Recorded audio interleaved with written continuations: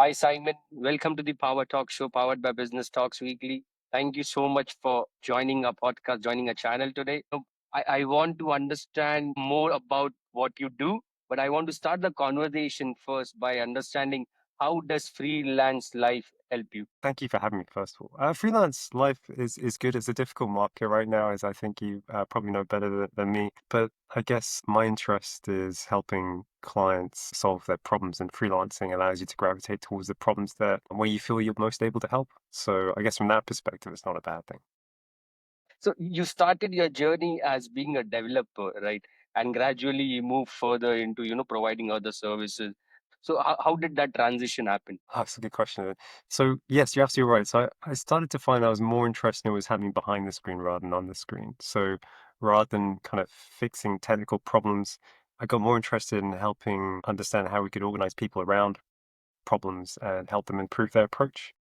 And that kind of led me to kind of slowly zooming out and starting to look at how organizations unintentionally get in their own way, the conditions that we need to create for staff to be successful, and how sometimes it feels quite non-obvious. So that's a lot of where my focus is now, kind of being a doctor to organizations, understanding when we have all these symptoms, all these different things occurring, like high attrition, unhappy staff, people hesitating to pick up work, high technical debts, delivery slowing.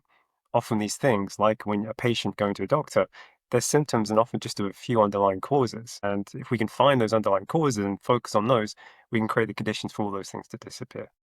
So Simon, you work with so many industries across different verticals. So what sort of challenges are executives or companies coming to you with? Can you share something very interesting? I'll do my best, Navin. So I think all the symptoms I describe are symptoms that I've seen out in the field. And most of my focus is still around the technical parts of the organization. How can we improve the speed and quality of software delivery, increase throughput? And so a lot of the things are obstacles in that space. So our developers that maybe aren't feeling comfortable raising their hands to pick up work, to software delivery slowing, bugs increasing, outages, those kind of things that technical leaders care about. And the great thing about all of this, to be very, very clear, is that it's never, or it's very, very rarely to do due to the people. All the organizations I've worked with have hired incredible people I've been very lucky to be working around. It's just environmental things. Organizations have a habit of getting their own way, particularly as time goes on and the outside world changes. So it's just about understanding that. So yeah, a lot of the same symptoms, but underneath, often the diagnoses, the cause is quite different from organization to organization. When you say about that technical bugs and solving, how does AI come into the picture? Because I see a lot of developers, putting the entire code in the AI platforms to get a quick fix. How does that work in your department? Oh, okay. So first a disclaimer, I've not used AI much myself, other than a consumer like everyone else. A lot of what I do is like a few steps before that. A lot of me, I'm like a general practitioner, like a house doctor. So a lot of what I do is the diagnosis, the understanding what are the symptoms, where are they coming from, and how can we focus all efforts there. Then when it moves into the solution space, a lot of the time actually the solutions aren't technical.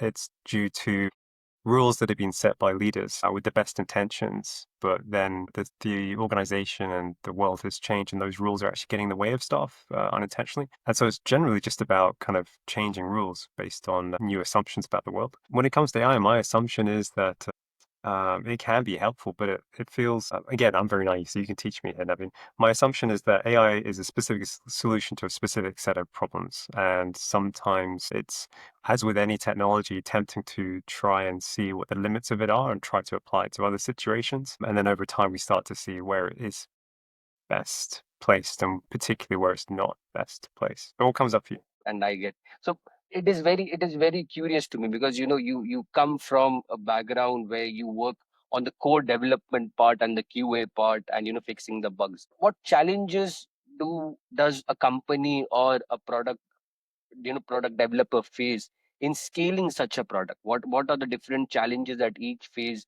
when it comes to scaling? Hmm. From an organizational perspective, From an organization perspective as well as from a developer perspective, if you are a CTO and if you're building a product, how do you scale that product and how do you make sure that once you go live you keep fixing the bugs and then you again scale the product, add more features to it? oh, that's a good question. Apologies in advance. My question may be less, my answer may be less relevant, not having been in a direct hands-on role for a good 10 years. Uh, so I'll be curious to hear what comes up for you. I think a lot of the time, my guess is engineers in most organizations spend more time in between coding rather than coding. And what they are doing in between coding is, let me take a step back. So organizations exist to help people achieve something that they couldn't achieve alone. What that requires is cooperation. And we typically see that, not necessarily, I'm not suggesting it's the right way, actually, it can be the wrong way, that we divvy up different pieces across the beginning to end of developing a product across different areas of the organization. Like we might have developers, test, etc. But regardless, we require cooperation to get to the completed product. Cooperation often isn't made too easy in organizations. Often we have these things that just get in the way. For example, we may incentivize the test department based on one kind of measure of success. We may then incentivize developers on another measure of success. We may measure operations, the people who keep the lights on, in another way. And all these things can create conflicts and that take us away from cooperation, cause work to get stuck in between teams and make the interval between writing code longer. Maybe in scaling organizations, often the complexity of organizations scales with it, and that's not good. I guess what we want to try and do as we scale organizations, as our customer scales, our product scales, is making sure we ask behind every process, every rule, why? Why does this exist? Is it still relevant? Is it still having the intended effect? Like our change approval board, is that still the right way of doing this? What is it why did we create it? And what is it still having that intended effect? Or is there another way that we could achieve the same result now that we're maybe not getting the results we're looking for? What about cooperation and getting feedback from external sources like your vendors, your partners, and your customers, the users who are using it? Get feedback and then work on that product. Oh, that's wonderful. Yeah, yeah, yeah. No, so Navin, yeah, maybe let's split this into two. Oh, that's a wonderful question. Let's split that into two sides then. So I guess I was talking a lot about efficiency, like just delivering things fast. What I wasn't talking about was effectiveness. You're quite right, right? How do we make sure that we accelerate that feedback loop with the customer to make sure as we try to get this thing through the organization, it's the right thing. So that's great. Yeah. But what I quite like about that, I think, is that when we talk about product or user experience design, we accept that in that space, we seem to expect more readily. There's uncertainty there, that there's things to be discovered. And so we go in with a curious mindset. We expect to be surprised that we actually discover something about our users that we weren't looking for, that we weren't expecting. And then we use that to inform our product. But what we don't expect maybe more of the time is uncertainty to exist within our organization. We look for estimates, we look for timelines, we look for when things are delayed because we've had to go down a different route as a developer. That often feels like it shouldn't happen. But it should, because we've not software, if we're writing software, it means that it doesn't yet exist, which means we haven't done it before, which means it's going to be uncertain. So I guess, sorry, long-winded way of saying, yes, really good question, Evan. There's efficiency within the organization, make sure there's cooperation there, there's cooperation vendors, and then there's also understanding the user. When it comes to understanding the user, we accept uncertainty exists, we're going to be surprised. Internally, when we're finding we need to go down a different route, that uncertainty is often less expected and taken in a less positive light, perhaps. What Absolutely. comes up for you? Absolutely. I feel, that's what you need to have feedback from both the ends and then, work on it and expand to your state. You said something about curious mindset, and I stumbled upon your website, Curious Coffee Club. What is that all about? I appreciate that, but this is so it's a few years ago, I kind of wanted to try and get into writing articles and talking at conferences, things like that. And it took me a long time, but I managed to get there, and I just wanted somewhere to put it. So I put on the Curious Coffee Club because I'm sure I'm not the only one who shares the interest in trying to help understand why organizations get in their own way and what we can do about it.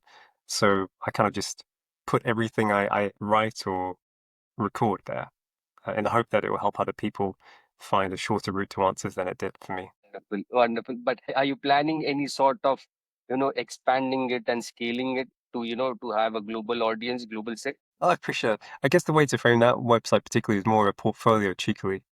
There is another website I have, which is Consulting, which is, I guess, the more formal side of what I do. And, market permitting, I would love to expand that. I'd love to meet more customers who'd like to understand how they can create the environmental conditions for their staff to succeed and satisfying the customer. But yeah, I appreciate Absolutely. you So, mentioning curiosity. Simon, as as a freelancer, and as you are building your own consulting company to help people, how are people finding you? How people get at you? And what is the process? As a freelancer, what process do you follow for understanding the requirement and then delivering on that requirement? It's a good question. I think you're going to find I don't have any magical answers, and I wish I did. But let me try. So people find me generally through word of mouth, and also through talks, through meetups and through conference talks. Because I guess during those things, you get to be yourself. You get to talk about the things that you're passionate about, and in doing so, you find other people who are passionate about it, who have those problems, who want to find ways forward. And that excites me. I want to work with people who um, find what I'm doing matches up with what they need and where their curiosity is. In terms of yeah, so I guess that's how I find people. In terms of kind of make sure there's no surprises further down the line, I don't think I have a solution for that. Make sure that I'm offering the right thing for people. A lot of the time, I guess that with the kind of work I do, it's a little bit. It is very similar to being a GP, and what I mean by that is when you go to the GP, there's things that you just don't want to hear, right? Yeah. uh, particularly when the way an organization works tends to come from the way it tends to mimic the minds of the managers. The Yeah, managers makes have sense. a belief about how reality is, and they therefore create rules to support that. We all do that. That's what an assumption is. That's how we operate. It's natural. But what that means is that the news I tend to deliver is, you thought this to be true. That you thought that if you keep everyone busy all the time, you'll deliver more in any given period. That's actually not true. What that's meaning is that work is piling up. We get traffic on the road and everything's taking longer because everyone's multitasking. And so any one project takes twice as long if you have twice as many projects or more. And that's quite difficult news to give. So that kind of thing in particular means that the kind of people who I want to work with are the people who are comfortable receiving that news. The last thing I want to do is cause offense or worry people. The flip side of that is often if it is just an assumption that's holding an organization back, it's so easy to flip that and create results very quickly. It's like a bittersweet thing that if the only reason your organization is being held back is not because of any external constraints, regulatory or otherwise, isn't due to your customers, it's only due to an assumption that you hold, which is Yes. causing you to set a rule that isn't quite effective, and you can just tweak that rule and you're done. That's wonderful news, but it's just it's as long as the client wants that. Yeah, but that's very interesting, Simon, because you said as long as the client wants that. Is it frustrating for you at a certain stage, when you have something better in your mind for the client, but the client wants to stick to his idea because maybe for some other reason, but that your idea is much more better than client's idea. I appreciate the question. I think my idea is never better than the client's idea. But they know their situation best. But what I may be able to bring is more clarity on what the problem is, and so helping them focus their crosshair or their treatment on the right place. And when that isn't accepted, when they don't see the problem for what it is, I guess it makes me feel sad and makes me feel the failure is often on my side. It's not the client's. If I've not been able to convey that in a way that's right for the client, then it's kind of on me. It's more than anything. Maybe I've kind of won over the client and they've come to me and then I've not done things in the way they expected or they weren't prepared for this news. And again, it's on me. It's my client selection process, right? So it's maybe less frustration and more sadness and more kind of inwardly focused frustration. I believe that's because you are very passionate about your work itself. So that may I be one of the appreciate reasons. Yeah. I appreciate that. One final question, Simon. Yeah. What is Yeah. the one product or one thing that you help build which you are very proud of for your client? Oh, that's a good one. So again, a lot of my work is diagnostics, right? It's all about helping organizations be fitter.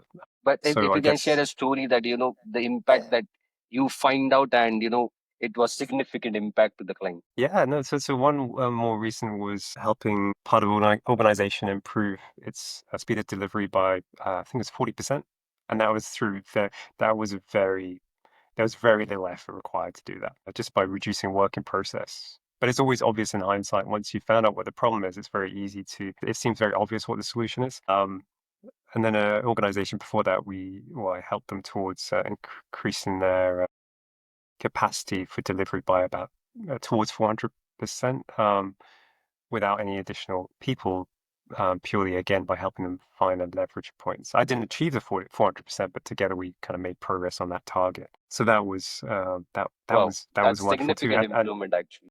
it is, but it's hallmarks of the leaders of those organizations. It's not me. I'm just a coach. They do the hard work, and I just I help them, but it's them.